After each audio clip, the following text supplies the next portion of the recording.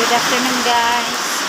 Nandito kami sa isang resort na kung tawagin ay Uma. Kaya lang guys, nakakalungkot yung pagpunta namin dito dahil sobrang lakas ng ulan.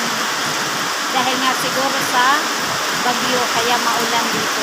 Pero kanina ay umaraw na, sobrang init na kaya nagpatuloy pa rin kami pumunta dito kahit malayo yung binahe namin. Kaya lang sa to say, nung nandito na kami ay sobrang lakas talaga ng ulan guys. Tingnan nyo, nakikita nyo sa screen yung ulan. Ang ganda-ganda sana dito guys. Ang daming pwedeng picturean, ang daming pwedeng anuhan, puntahan. Kaya lang ay napakalakas ng ulan guys. Nakakalungkot guys. Nandito lang kami sa loob ng kwarto. Nagpunta lang kami dito para matulog guys. Guys, nakakalungkot talaga yung pagpunta namin dito.